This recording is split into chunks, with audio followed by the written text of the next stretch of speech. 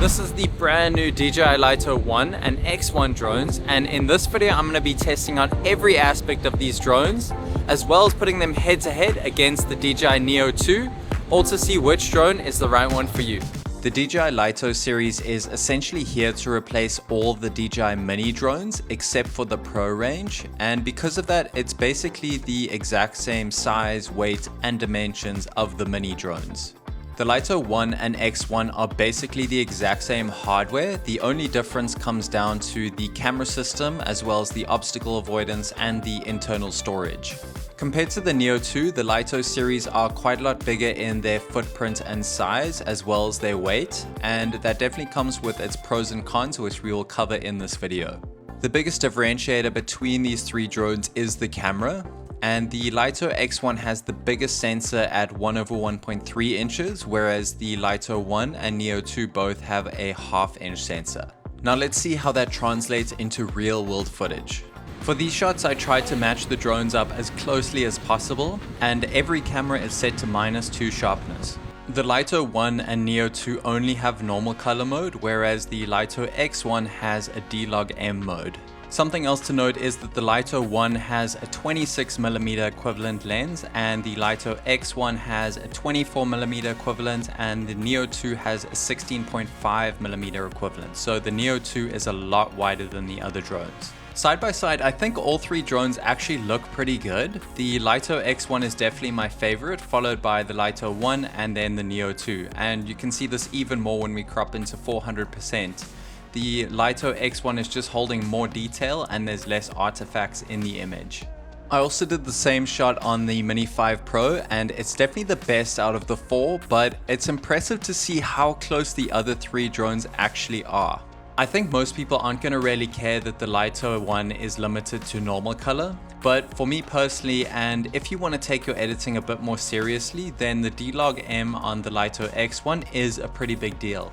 Gives you a lot more flexibility when color grading, and it also gives your final video more dynamic range.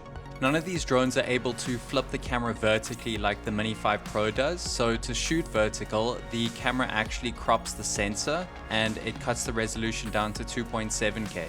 I really hope DJI adds open gate recording to their drone soon, because at this point there's really no excuse.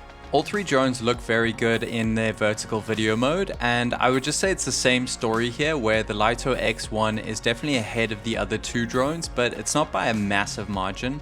If we crop into 400%, you should be able to see that the Lito 1 has quite a bit more noise in the shadows compared to the X1. All drones can shoot up to 4K 100 FPS for slow motion video, and they all look very good. The only difference is that the Lito X1 is able to shoot up to 200 FPS if you drop down to 1080p, but I would not recommend this as it does not look great, so rather stick to 4K at 100 if you want slow motion. All three drones can shoot 12 megapixel photos, but for this case the Lito 1 and X1 are definitely a notch above the Neo 2. Both the Lito 1 and X1 are able to shoot 48 megapixel stills, and in both cases they do look sharper than the 12 megapixel equivalent, but I noticed more of a difference with the X1. The results from the low light testing should be very interesting, because the 1/1.3 inch sensor on the Lito X1 is 2.25 times bigger than the 1/2 inch sensors on the Lito 1 and Neo 2. The Lito 1 has a slightly brighter aperture of 1.8 versus 2.2 on the Neo 2, and the Lito X1 has the best of all at f1.7. I do want to mention that I filmed this in the order of Neo 2, then Lito 1, then Lito X1, so the Neo 2 did definitely have a little brighter of a scene, but all in all it was pretty close. The order is pretty much exactly what you'd expect here, with the X1 being substantially better than the other two drones, and the Lito 1 being slightly better than the Neo 2 overall. And you can see this even clearer if we crop into 400%. The Lito X1 is just really clean, while the others are struggling quite a lot, and this is even with the Lito X1 having the worst lighting conditions. I also did this shot on the Mini 5 Pro, and it's clear from the 1-inch sensor that this is the best of the bunch, but to be honest the X1 isn't that far off, which is very impressive. Both Lito drones have a digital crop in video mode, and the Lito X1 at 2 times is actually pretty good, but at 3 times it falls apart a bit, so I wouldn't recommend going that far. The digital crop on the Lito 1 definitely isn't as good, there's just a lot more artifacts, so for this drone I would recommend sticking to 1 time zoom. I'm back at the farm for testing, and it is pretty windy out here, so we're gonna get a wind resistance comparison. And at the same time, I've got all 3 drones here, and I'm just gonna hover them up here and we're gonna drain them until they're flat to see exactly how long they last for. When it comes to battery life, the Lito 1 and X1 absolutely smoke the Neo 2. The Neo 2 was only able to fly for 10 minutes and 15 seconds, whereas the Lito 1 and X1 flew for over 28 minutes. So that is a massive difference. I also took out the leaf blower to test out these drones with some more hectic wind conditions, and it was very clear that the Lito 1 and X1 will handle wind quite a lot better than the Neo 2.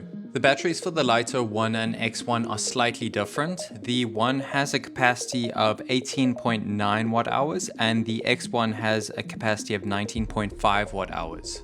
They do both charge in the same charging hub and they will fit in either drone, but if you put the wrong battery in the wrong drone, it'll give you a non-DJI battery warning and the drone won't take off, so that's quite disappointing. The Mini 5 Pro battery has the exact same specs as the Lito X1 battery, but unfortunately they're not cross-compatible. The batteries just don't fit in either drone, so that's also a bit disappointing, but also not surprising. Both Lito drones are the same speed and they're both faster than the Neo 2. Upwind in normal mode I got up to 5 meters per second with the Neo 2 and 10 meters per second with the Lito.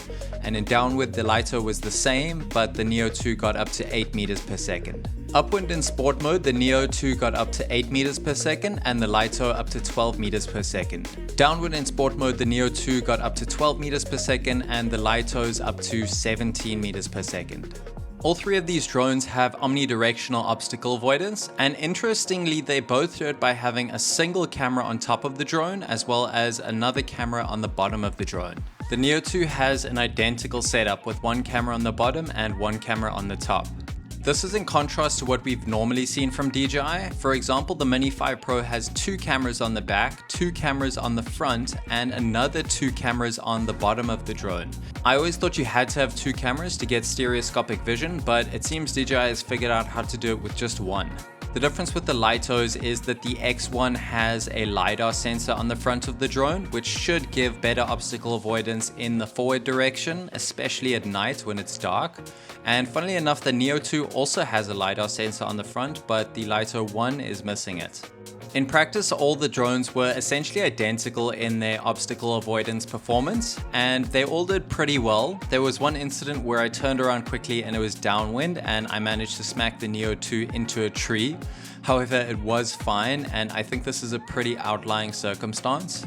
Even with a single camera on the top and bottom of these drones, they do impressively well, and it's particularly cool to see how they maneuver around objects when you have the bypass mode on. Like this scene with the Lito 1 where it managed to weave its way through the tree while I was just holding forward on the stick.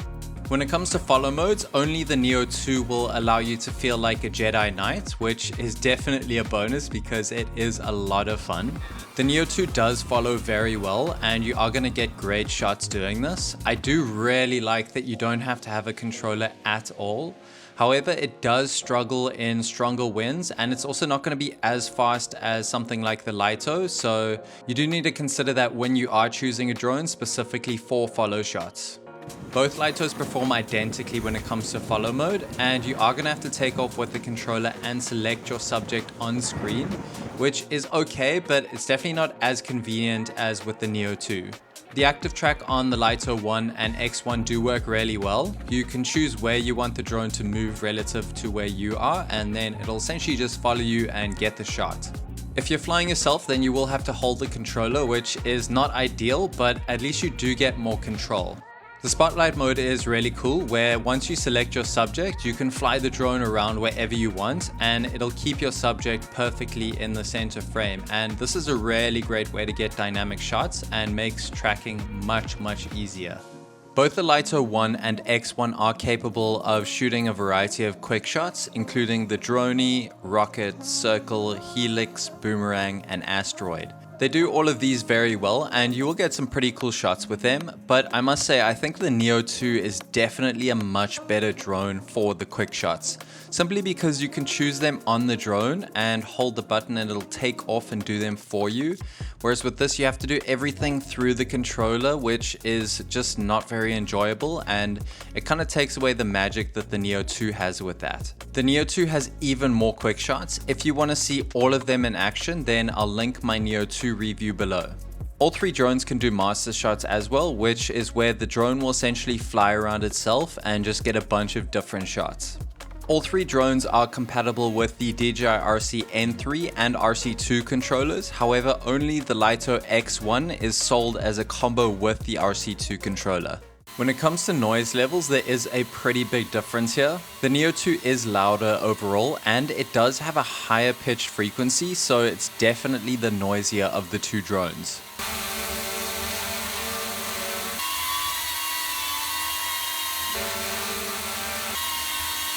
Overall, I am very impressed with the DJI Lito series. I think both drones offer a very good variety of features while not being too expensive. I'd be very interested to hear in the comments below whether you prefer the Lito series or the Neo series. If you want to check out the pricing and combos for these drones, I'll have the links to that in the description below. And as always, thanks for watching, and I'll see you in the next one.